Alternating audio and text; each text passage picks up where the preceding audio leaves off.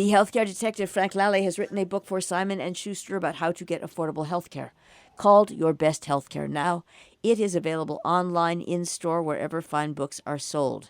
Mr. Lalli is also the health correspondent for Parade, the former editor of Money and George magazines, and the senior advisor to healthcare.com. He has been avidly detecting vis-a-vis nursing homes, and here he is. Hi, Frank. You? Hi, Jill. Look, it was an amazing week, actually. Nothing I've reported in my 10 years here has gotten the reaction of last week's call on Governor Ned Lamont to launch an investigation of Connecticut's entire nursing home system. Now, nationally, 33% of the people dying from COVID-19 are in nursing homes. Now, that's bad enough, 33%. In Connecticut, it's 70%. 7 of 10 of the dead are in nursing homes and assisted living facilities. That's alarming. Governor Lamont needs to do everything he can to fix what's wrong in our 213 nursing homes. And that starts with a top-to-bottom investigation. Connecticut's citizens deserve to know why over 1,900 nursing home residents have died in 2 months, and exactly what must change to stop these preventable deaths. They're preventable. This week, more than 10% of the state's Democratic Party House representatives and key Republicans, that includes the minority leader, contacted me to join in calling for an investigation to reform Connecticut's entire nursing home system. So, Jill, what do you think of reaction like that? Not bad for the littlest station in the nation. Not bad. What do you think? Not bad for the smallest NPR station in the nation, but also not bad. Very interestingly, I don't think this is going to be, shall we say, a partisan issue. I don't think it's going to. I mean, this is. I got bipartisan reaction. Yep. Yes, absolutely. Everybody's got a grandma. Yep. Absolutely. This is bipartisan. Yep. So, look, on the positive side, citizens need to learn why 1/8 of the 213 homes have not had one COVID case, not one. And that's among their residents, including Noble Horizons, right down the block in Salisbury. What are those homes doing right that the others should be copying immediately? Also, on the other side, why are so many nursing homes riddled with cases? Connecticut has at least 5 nursing homes with more than 100 cases each as of May 14th. And listen to this one. More than 1/3 of the homes in the biggest for-profit chain, that's Athena Healthcare Systems, who runs the Sharon Healthcare Center across the street, they're seeing in 1/3 of their homes, 30 to 65% of the residents who get COVID die. Now, that's a very disturbing death rate. It's way above the average. And why isn't the state tracking the healthcare workers who are getting sick with COVID and those who are dying? Where are they? Especially since these workers, they're as heroic as they are to go into these nursing homes day after day in the middle of a pandemic. These are the people going in and out, the only ones. So where are they bringing in the virus? Where are they bringing in the virus? And what should the homes be doing to block the virus at the door? The state needs to understand that. The Nursing Home Workers Union, that's SEIU 1199 NE, that's for New England, they've lost 6 members. And they're estimating that around 20 nursing home workers total have died statewide in the nursing homes. But none of the lawmakers could give me an official number. Apparently it does not exist, let alone where the nurses and aides are getting sick and dying so they can move in, isolate them, and stop the spread of the virus. And why are we still hearing about dire shortages of PPE, personal protective equipment, the masks, the gowns that all the nurses and aides should be wearing to keep themselves and their patients safe from this highly contagious and deadly virus? SEIU says, get this one, they say administration officials have told the union to buy masks on their own rather than trying to rely on the owners or the state. I mean, that's disgraceful. Representative Ann Hughes, she's a Democrat from Fairfield County, she calls stories like that criminal. And she said, quote, look, If you sent soldiers to war without guns, that would be criminal. And when you send healthcare workers into nursing homes without adequate PPE, that's criminal. And I think she has a point. I mean, when the staff is not protected, the residents aren't protected, and people die. Just simple as that. Okay, Jill, there's always a money angle. Yeah, no, but Let's see. that is the only possible. I mean, this is asinine. You wouldn't run your house like this. You are responsible for the care and well-being of people's loved ones. This isn't a warehouse. This isn't a Victorian orphanage. It apparently sounds as though it is being run like. It sounds like it is being run as some sort of diabolical profit center, and I would give people to the count of 10 to fix that starting now. Yeah. Well, you said profit. You said the magic word. So there's always a money angle, and here it is. I mean, let's keep it simple. The state needs complete transparency to be sure that the millions being pumped into the nursing homes in this pandemic are being spent to keep the residents and staff safe, right? Adequate PPE, the minimum, okay?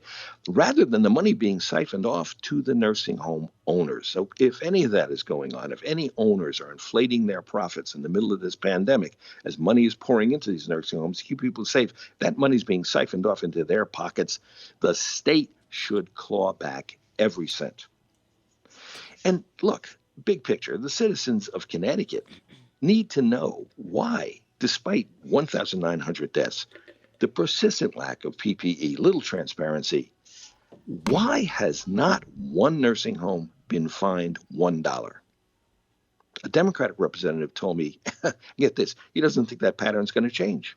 He said, quote, Lamont is pro-business and he's proud of it.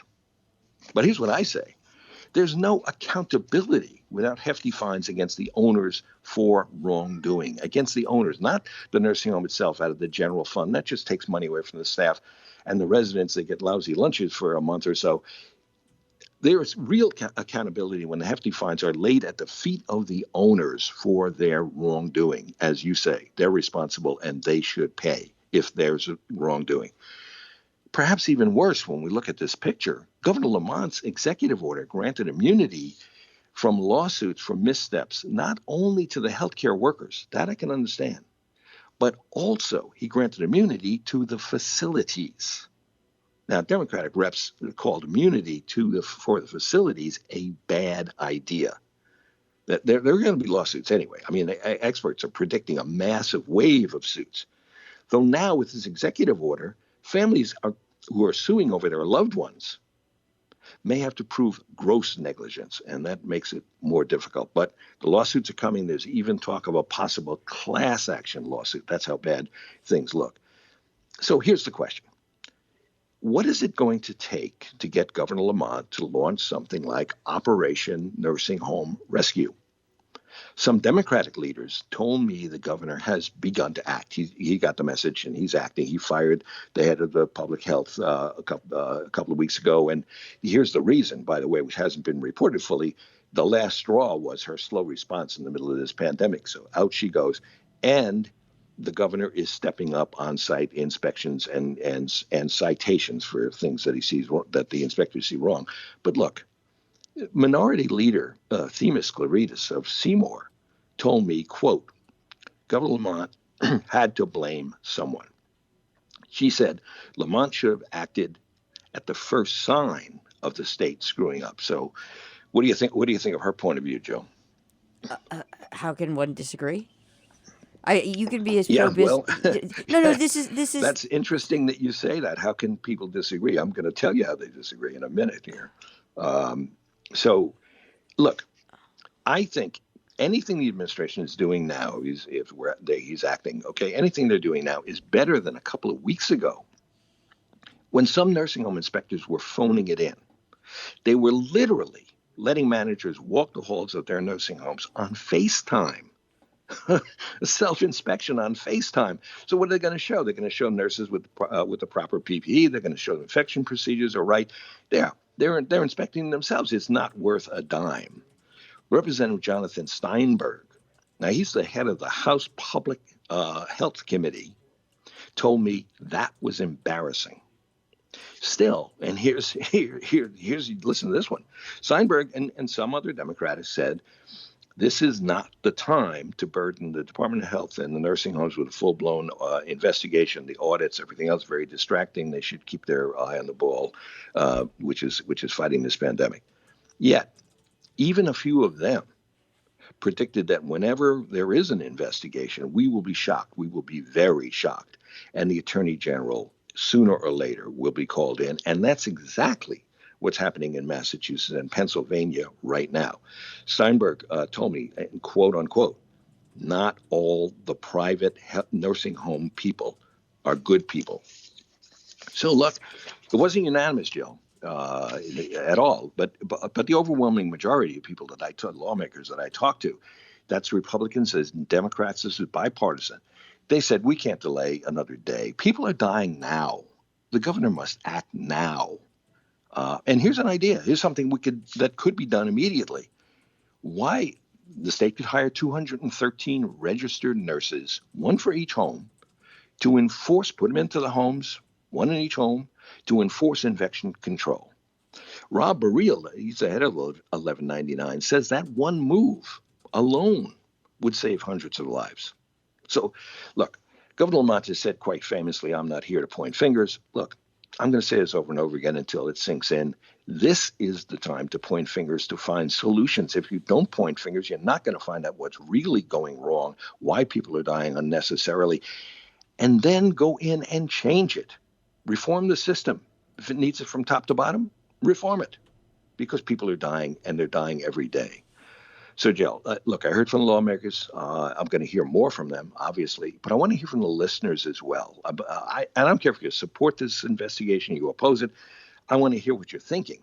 So I'm going to give you my personal email, okay? It's my name, no dots, okay? franklally1@me.com, and that's Lalli, you know it. franklally1@me.com. I want to hear from you. What are you thinking? Marshall and I, obviously, we're staying on top of this. We're reporting everything we learn. Stay tuned. We're on this story for you, Jill. So we're on story for the listeners of Robin Hood Radio. We're going to try to get to the bottom of what's wrong with the nursing homes and get the reforms in that are needed to save lives. Thank you, Frank, the healthcare detective and senior advisor to healthcare.com. Send your questions or concerns about finding affordable healthcare to healthcaredetective@robinhoodradio.com. Send your information to Frank at franklally1@me.com. franklally1@me.com. Frank will try to address as many of your questions as he can on future broadcasts. Also, look for his book, Your Best Healthcare Now, available online, in store, and on my desk.